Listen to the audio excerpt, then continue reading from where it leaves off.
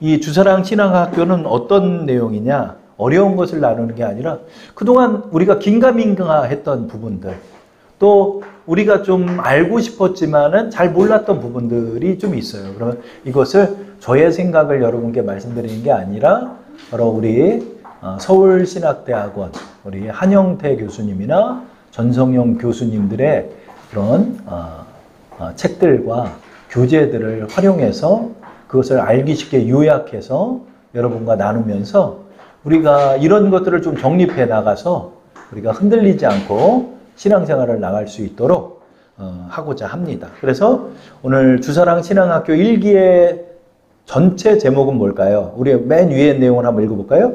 신앙에 관한 궁금한 점들. 그래서 한 가지 주제 정도씩을 삼아서 여러분하고 일종의 신학을 우리가 배우는 거예요. 그래서 여러분 신학도 필요해요. 신학이 이게 뜨뜻미지근하다 보니까 신천지다, 하나님의 교회다 이런 사람들이 나오기 시작하는 거예요. 그래서 믿는 자들도 구원에서 떨어져 나갈 수 있다는 사실을 기억해야 되는.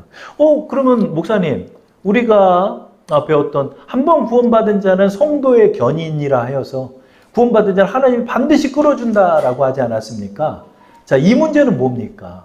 그렇죠? 어떻게 구원받은 자가 구원에서 파선할 수 있는가? 그렇다면 우리는 구원을 어떻게 지키고 나가야 하는가?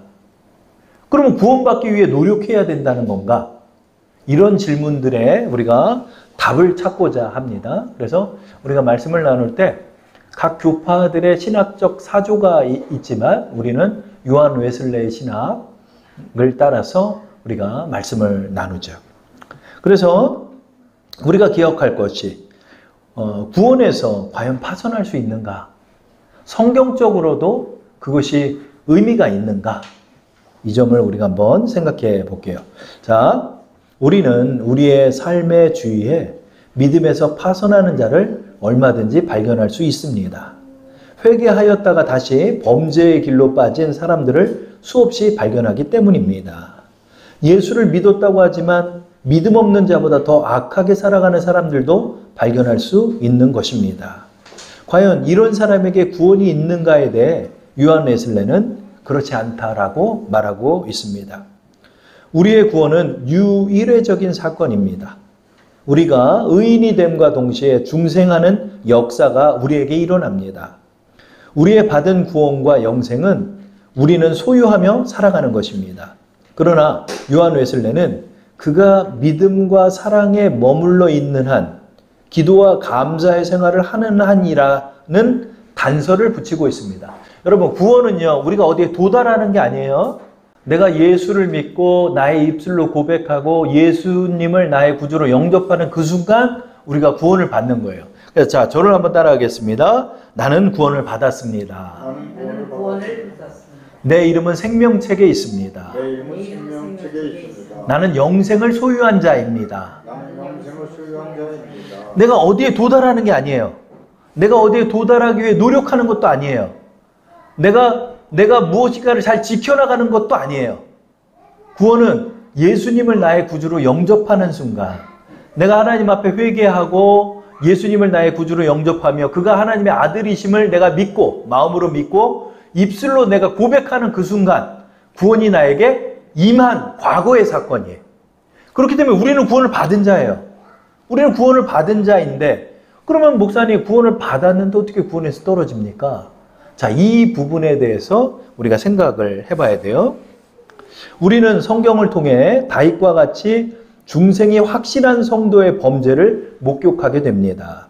신자도 흉악한 범죄를 지을 수 있는 것입니다. 죄의 용서를 받은 자의 범죄는 어떻게 가능할까요? 그것은 신자 안에도 죄성이 남아있기 때문입니다. 신자 안에 죄가 거하고 있는 것입니다. 신자일지라도 언제나 죄의 유혹과 그에 따른 실제적인 범죄의 가능성은 존재하는 것입니다. 그렇죠? 이제 우리 한 집사님하고 아는 집사님하고 얘기를 나눌 때 왜 자꾸 구원의 확신이 흔들리나 했더니 내가 자꾸 죄를 짓잖아요. 내가 연약해서 죄를 짓기도 하고 내가 하나님 앞에 너무 부끄럽고 죄송한 마음이 들 때가 있잖아요. 그러다 보면 야, 이 구원받은 사람이 어쩜 내가 이럴 수가 있을까? 내 안에 이런 거짓과 이런 더러움이 있다니 나는 구원받은 자가 아닐 거야. 이렇게 생각을 하게 되는 거죠. 이것은 구원의 카테고리랑 다른 문제라는 거예요. 보세요. 구원은 유일해적인 사건이며 우리가 예수님을 영접하는 어느 날 우리에게 구원이 임한 거예요. 그래서 내가 지금 나의 주님을 나의 구주라 고백하는 자는 모두 다 그 안에 성령이 거하시고 계신 거예요. 그럼에도 우리가 거듭나서 중생했음에도 불구하고 신자 안에 내재하는 죄가 있는 거예요. 그 죄로 인해서 그 죄가 드러날 때마다 우리의 연약하고 부족한 모습이 드러나요. 그러면 어떡하죠? 우리는 그때마다 내 죄를 볼 때마다 통회하고 또 자복하면 되는 거예요. 오늘 찬영이가 혼났어요. 아빠가 자꾸 이게 발로 그냥 꽝꽝꽝꽝 차는 거야. 자지 마. 아빠 보는 앞에서 일부러 더 세게 차는 거야. 아빠도 혼났더니 엉엉 울어요. 왜 그러죠? 잘못할 수도 있는 거예요. 내가 좀 악하게 굴 수도 있는 거예요. 그러나 그것은 아빠한테 혼나고 용서를 빌면서 다시 회복하면 되는 문제지. 그런 일을 하였다 해서 찬영이가 나의 아들이 아닌가요? 그렇지 않잖아요. 그죠? 나의 아들이 되었다는 것, 우리가 중생을 받았다는 문제하고 내가 연약하게 죄를 짓는 문제하고는 다른 문제예요. 그렇죠? 우리는 이때마다 하나님 앞에 통회하고 자복하며 주의 길을 따라 나가는 거예요. 그때마다 하나님 앞에 통회하고 회개할 때마다 하나님의 은혜가 우리에게 와서 우리는 다시금 은혜가 회복되고 이것은 뭐다? 성화로 가는 길이다. 저를 한번 따라할게요. 성결로 가는 길. 여러분 나의 연약함을 발견하는 건 성결로 가는 길이지 구원받지 못한 증거가 아니라는 거예요. 구원받은 자도 넘어져요. 여러분 다윗 왕은 하나님과 마음이 합한 자인데 다윗이 지은 죄를 보세요. 얼마나 잔혹해요. 그 부하 우리아를 얼마나 잔혹하게 죽였어요.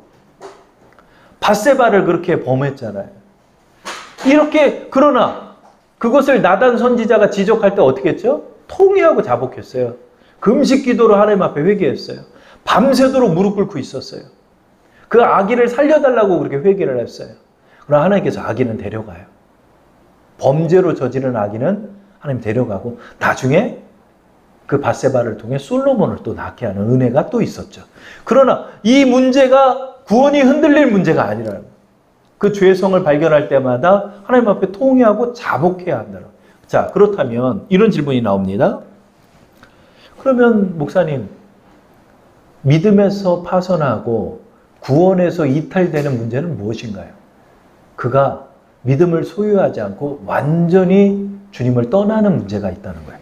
자, 성경적인 증거들이 있습니다. 에스겔서 18장 24절 말씀, 우리 파란색으로 나와 있는 우리 말씀을 우리 한번 합독해 볼게요. 시작. 만일 의인이 돌이켜 그 공의에서 떠나 범죄하고 악인이 행하는 모든 가증한 일대로 행하면 살겠느냐? 그가 행한 공의로운 일은 하나도 기억됨이 되지 아니하리니 그가 그 범한 허물과 그 지은 죄로 죽으리라. 자, 사도 바울도 디모데에게 또 말하고 있죠. 디모데전서 1장 18절, 19절 다 함께 합독해 할게요. 시작. 아들 디모데야, 내가 내게 이 교훈으로서 명하노니 전에 너를 지도한 예언을 따라 그것으로 선한 싸움을 싸우며 믿음과 착한 양심을 가지라. 어떤 이들은 이 양심을 버렸고 그 믿음에 관하여는 뭐요? 파선하였느니라. 파선이 뭐예요, 여러분? 배가 잘 떠가다가 깨져가지고 물에 가라앉아 수장돼서 모두 다 죽는 사건이 파선이에요, 여러분. 믿음에 파선한 자가 있는 거예요. 구약에서 대표적으로 믿음에서 파선한 자가 누굴까요? 사울왕을 들 수가 있어요. 여러분, 사울왕도 예언을 했어요. 성령을 받아서 예언을 했던 사람, 성령 충만을 받았던 사람이 사울이에요. 그러나 그가 하나님을 버렸어요. 자신의 권력 때문에. 하나님을 버리자 그에게 악신이 들어가지고 날마다 소리를 지르고 괴성을 지르면서 다윗 왕의 하프 소리가 없으면 잠을 이루지 못하는 그런 자가 되고 말았어요. 여러분, 하나님을 의식적으로 버리고 의식적으로 믿음에서 완전히 떠나는 사람이 있어요. 여러분, 하나님은 영접할 수도 있지만, 죄송한 얘기지만 하나님도 버릴 수도 있는 거예요. 왜? 하나님이 우리에게 자유의지를 주셨기 때문에. 그 하나님이 우리에게 주신 그 믿음을 저버리고 버리는 자는 믿음에서 떠나며 구원에서 떠나는 자가 된다는 거예요. 그래서 여러분, 우리가 성도의 견인이나 구원받은 자가 이탈되지 않는다는 건 그 믿음을 끝까지 견지하며 나에게 주신 그 구원을 지키고 그 믿음을 지키고 살아간 자들에게 주어지는 구원이에요. 그들은 반드시 하나님을 끌고 올라가셔요. 그러나 의식적으로 하나님을 버릴 수도 있는 거예요. 우리 요한 웨슬레 신학은 인간의 자유의지도 인정했다는 것을 보는 거예요, 여러분. 그래서 내 믿음을 내가 지키고 나가야 돼. 그러나 그렇게 못하는 거예요. 구약에 가서, 신약에 가서는 또 어떤 사람이 있을까요? 가룟 유다가 있겠죠. 가룟 유다. 그 마귀가 예수를 팔고자 하는 마음을 집어넣었을 때 그것을 의식적으로 받아들이고 예수님을 팔아 넘기고 그리고 회개하지 않고 자살해서 떨어져 내장이 터져 죽은 자가 이 가룟 유다죠. 그 외에도 사도 바울과 함께했던 제자들 중에서 세상이 좋아 떠나는 후메네오나 이런 사람들도 너무나 믿음에 파손한 사람이 많은 거예요. 그래서 여러분, 성도의 구원은 파손할 수 있는가? 그렇다. 그러나 내가 믿음의 구원, 그러면 이런 질문을 할 수가 있어요. 그럼 그 정도나 그 비율의 차이가 있습니까? 그건 모르지. 그건 몰라. 그건 몰라요. 성경 어디에도 그런 것에 대한 비율이 나와 있잖아요. 뭐 믿음이 몇 프로고 뭐 이런 거 우리가 모르지. 그러나 하나님이 보시기에 내 양심이 이미 알아요. 내 양심이 하나님을 버릴 수 있어요. 믿음에서 의식적으로 버리는 사람이 있는 거예요. 그래가지고 예전에 한 전도사님이 그런 누굴 지적하는, 결국 하나님 떠났어. 한 청년이. 너 위해서 기도하는데 하나님이 뭐라고 그러냐면, 하나님이 너는 정말로 은혜에 침 한 방울까지도 다 뱉어내는구나. 이렇게 해요. 여러분, 권투 선수가 개체량 통과할 때 마지막 1시간 전에는 정말로 너무나 비참할 정도로 그렇게 수분을 빼야 된대요. 그러니까 나중에는요, 침을 뱉는데 침도 안 나오는 거야. 사우나에서 그냥 땀을 빼야 되는데 개체량 통과를 해야 되잖아요. 온 있는 진액을 다 뽑아내야 돼. 물은 이미 다 뺐어. 소변도 다 봤어. 침도 다 뱉었어. 더 이상 침이 안 나. 더 이상 침도 안 나. 그때가 제일 고통스럽대요. 은혜를 그렇게 버린다는 거야. 너한테 그렇게 풍성한 은혜를 줬는데 너 그거 다 뱉어내는 거야. 끝까지. 그리고 결국 세상을 향해 가더라. 그리고 지금은 세상 사람들보다 더 악하게 살아요. 그래서 생각해보면 아찔해요. 만약에 그때 내가 죽었으면 나도 지옥에 떨어졌겠구나. 어느 날 전화가 왔어요. 어느 날 전화가 왔는데 한참 유통일 같이 하던 형이 같이 술 먹고 그렇게 돌아다녀. 어느 날 새벽에 술 먹고 횡단보도를 건너다 택시에 쳐가지고 객사를 했대. 근데 그때 성령의 음성이 들리는 것 같았고, 네가 그 자리에 쓸 자였다. 네가 그 자리에 쓸 자였다.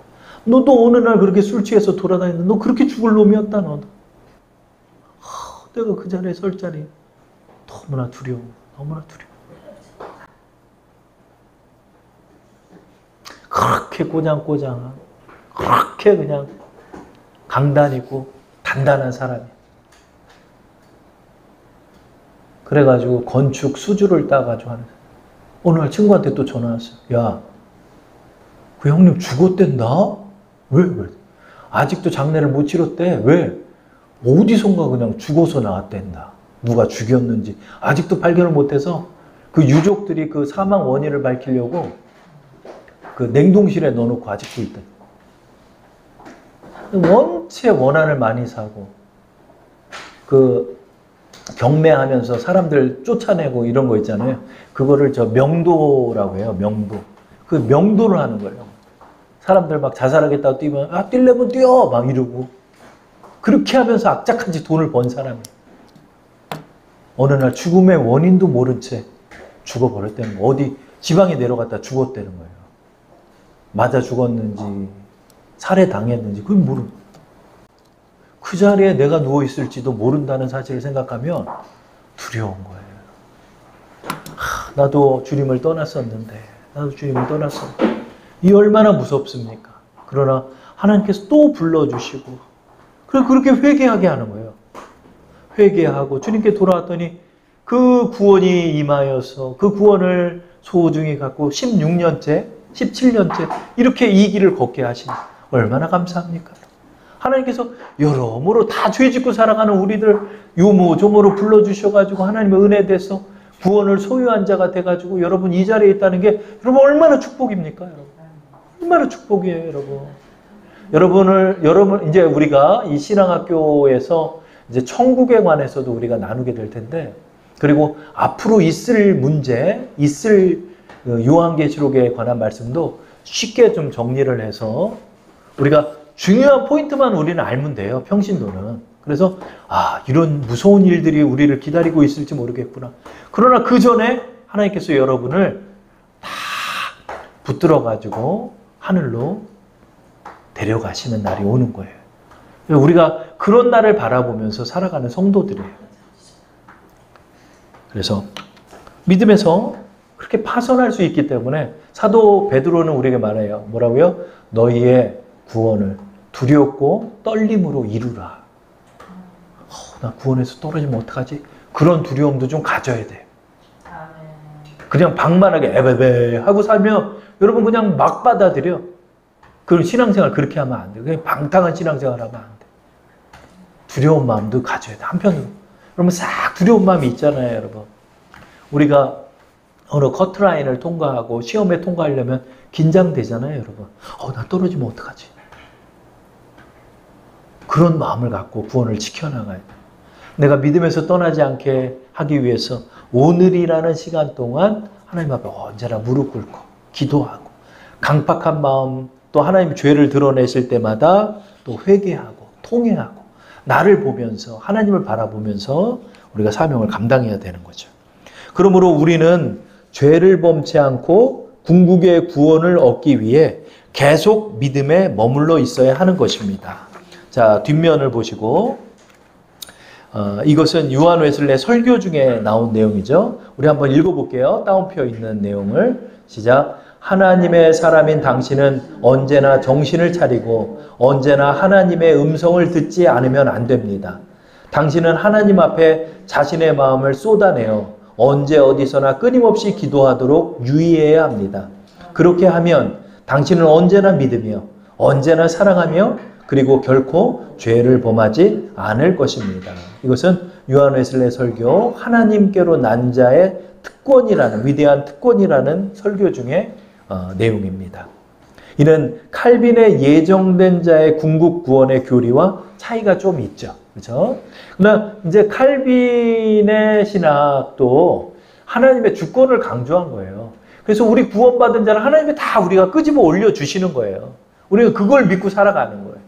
그러나 반면에 그러나 언제나 두렵고 떨림을 가지고 우리의 구원을 지키고 살아가야 하는 거예요. 여러분, 내 돈도 재산도 다 지키고 살아가죠. 근데 신앙인이 지켜야 할 게 있는 거예요. 그게 뭐죠? 내 구원을 지키고 살아가는. 내 받은 구원. 내가 앞으로 받을 구원이 아니에요. 나는 구원을 받았어요.